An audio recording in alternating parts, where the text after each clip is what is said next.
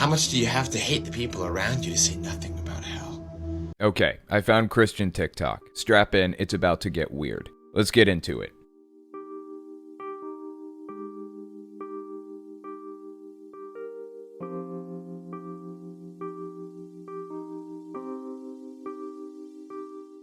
This guy's name is David Letting, and he seems pretty serious about Jesus. And he has 1.3 million subbies. Let's take a look at a few of his clips and see if we can debunk them. Check this out. I get shamed for spreading the gospel by my own Christian friends. I get shamed by many people I don't know on the other side of the screen. But let me tell you right now, bring it on, bro.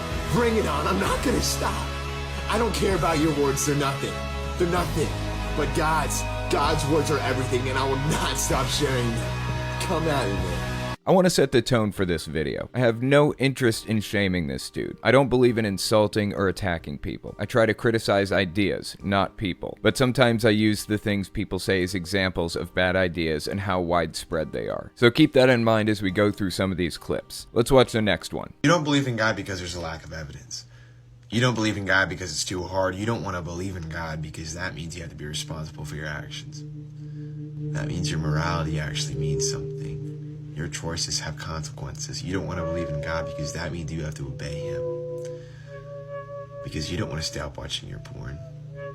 You don't want to stop smoking your weed, having fun, drinking alcohol, listening to all this trash music. You don't want to believe in God because you don't want to be responsible. Okay, the last 3 seconds of him staring me down was probably unnecessary, but I digress. My choices have consequences whether I believe in God or not, and I could say the same to you. You don't believe in Allah because you don't want to be responsible for your actions. You know you should be praying 5 times a day while facing Mecca, but you've chosen not to believe in Allah because you don't feel like putting in the work He demands. See how ridiculous it sounds when you frame it another way? Let's keep watching. My friend, do you know what Jesus saved you from? He saved you from eternal pain, eternal suffering. If that doesn't comprehend to you, the worst pain that we go through on this earth doesn't even compare to what hell will be like, and hell is very much real. My friend, you would not want your worst enemy to go to hell, it says in the Bible. So recognize what God has saved you from. And now that you know God has saved you, you really believe what I say and what Jesus has said, then why are you so okay with not telling anybody? See, Jesus Christ hung on the cross for you, and you won't even stand for Him. My friend, you know the gospel, you know the message, and you know what it can do to a person. So do not be quiet. Go. Tell everybody. Why is this dude crying? This is bizarre. I wish I knew exactly which denomination this guy came from because he is absolutely in a cult. I don't even need to know what they believe to recognize it. The vacant smile, the glassy eyes, the empty rhetoric all reflect the cult personality. You can see the same expressions and excitement in the eyes of the members of Heaven's Gate, the doomsday UFO cult from the 90s who checked out together in 1996. He has a cult personality. That is fundamentally what makes something a cult. Behavior modification through a system of rewards and punishments to program in a new personality, just like Pavlov and his dog. It worked on this guy. Jehovah's Witnesses call it the new personality. In the next clip, somebody actually asks him, "Why are you always crying?" Let's keep watching. This is a great question. I'm crying because I want you to know something. I'm crying because you have to fear God. I'm crying because you don't know God, you mock and scoff Him. And one day you will face God. A creator of universes, a God who speaks and His voice is like thunder, who shakes a throne room when He speaks. A God that 100 million angels just scream, holy, holy, holy. Some angels worship Him forever. That is their job. That sounds like a shit job. I wonder if it has any fringe benefits. Anyways, I'm not gonna knock the guy for crying. I really don't care how much he cries. I have to admit, it's a little weird, but who am I to judge? The weird thing to me is how emotional he's getting over this. He is way, way too emotionally invested in this religion, to a very unhealthy degree. Somebody should have an intervention for him, really. Let's keep listening to the same clip. This God we're talking about. A God. The God. The great I Am, the God of Abraham and David, the God that has a name, Yahweh, Jesus Christ, and the Holy Ghost. You will face this God. And so I'm crying now. I'm crying out as a warning to you. Be prepared to face Him. Okay, well, he believes in the Trinity. That's narrowing it down a little bit, but it's a pretty common belief. The verses in the Bible that support belief in the Trinity were actually added and modified hundreds of years later by monks, the same way the last chapter of Mark was added. We have objective, indisputable evidence of it. The Trinity is a nonsensical belief that wasn't originally in the Bible, but a lot of groups believe it anyways. If I had to guess, I'd say he's probably a Pentecostal. He's definitely an evangelical of some sort. I also noticed he said God's name is Yahweh. Some versions of Pentecostalism incorrectly believe that Jehovah is God's name, so that kind of shoots a hole in my Pentecostal theory. Maybe he's non-denominational. I don't think he's Presbyterian, because most Presbyterian branches and Calvinist-based religions more generally have some very specific beliefs about heaven and hell, and what he's espoused so far doesn't really match up with it. Before we continue, I wanted to mention something. If you like what I do and you want to see me continue to do it, you can support me in a few ways. First, there's Patreon. That's probably the best way. But if you want to get something back for your support, you can check me out on Teespring or my Etsy shop. I sell all kinds of cool stuff on there, including game and controller stands for every system, from the original Nintendo to the PlayStation 4. So give it a look. You might find something you like. Okay, let's keep watching.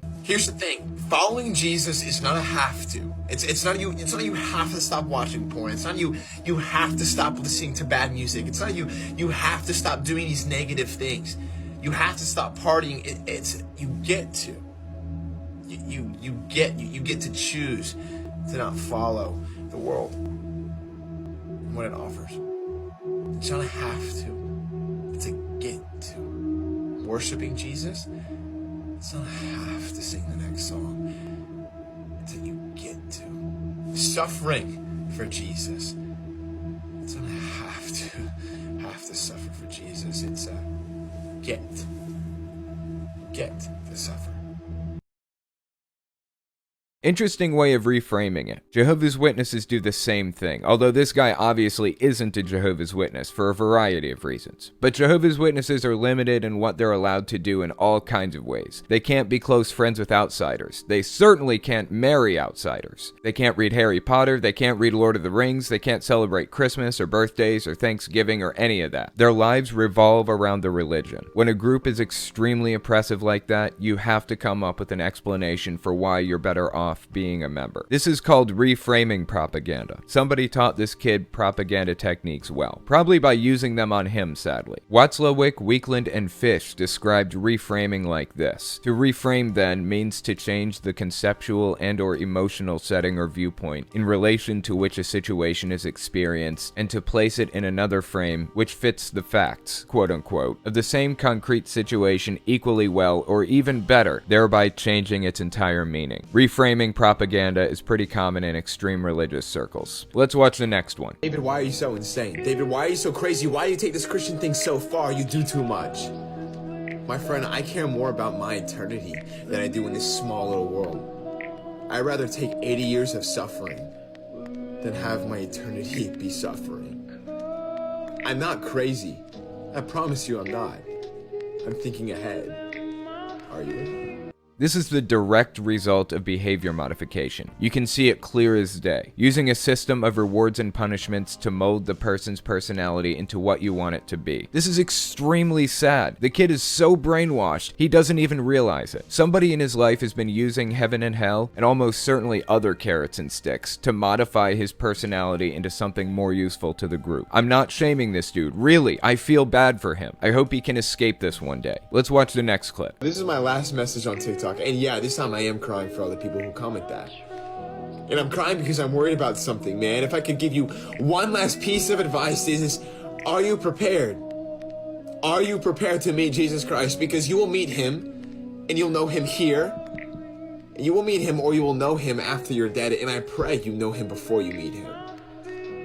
How do you prepare yourself for that? Bro, and you gotta repent. You gotta actively live for Christ and not yourself. You gotta have faith. You have to have faith.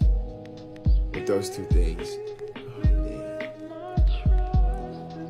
you'll know him before you meet him. More fear tactics. Ultimately, the abused become the abusers. People like this usually have two main weapons to use against people, the carrot and the stick. The carrot is the promise of eternal bliss in heaven if you follow the rules, and the stick is eternal hellfire if you don't. He's tried to use both at different times throughout the videos, but the carrot and the stick are completely useless to me if it isn't true. I have to say, I have absolutely no good evidence to suggest that Christianity, or even more specifically evangelicalism, or whatever denomination this guy is from, is true. But interestingly enough, he addresses that. Check this one out. He's responding to somebody commenting, "I'm an atheist and I really want to be a Christian, but my mind isn't letting me." Weird situation to find themselves in. Let's watch. I remember when this was me.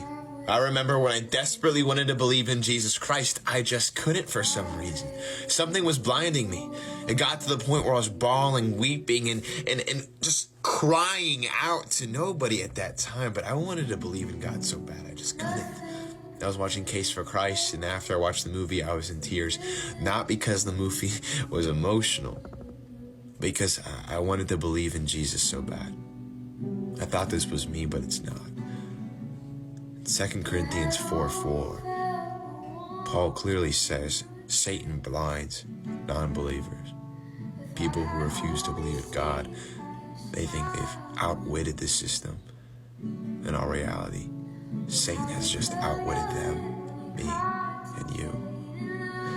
Let Christ set you free, as he set me free. Well, that's not much of a reason. He's using appeal to emotion propaganda. Logical fallacies and propaganda techniques are linked to each other. Propagandists usually use fallacies to play off logical pitfalls people tend to fall for. In this case, he's using the appeal to emotion propaganda technique. He's getting emotional and trying to tell you why you should be emotional over it too. Doesn't tell me if it's real or not. It just tells me that you believe it's real. Watching this kind of thing play out is very sad. I wish we could find some way to pull people out of extremist mindsets, but sometimes it feels like it's a lost cause. It's like some people's default position is extremism in everything they do. The US is majority Christian, which I don't inherently have a problem with necessarily. My main problem is the extremists, like this guy. It's impossible to know for sure, but estimates say the US is at least 15% extremist Christian, meaning they have an ends justify the means mentality. They're willing to do whatever it takes to bring people to Jesus. Whatever it takes. If that means violence, then that's what it means. The godless heathens will thank us in the next life when they sit by the throne of God, right? When you find yourself in this kind of mindset, it's all downhill from there. We're gonna have to grapple with this problem as a society at some point. It isn't going away on its own. Anyways, that's all I've got for you. Thanks for watching, guys.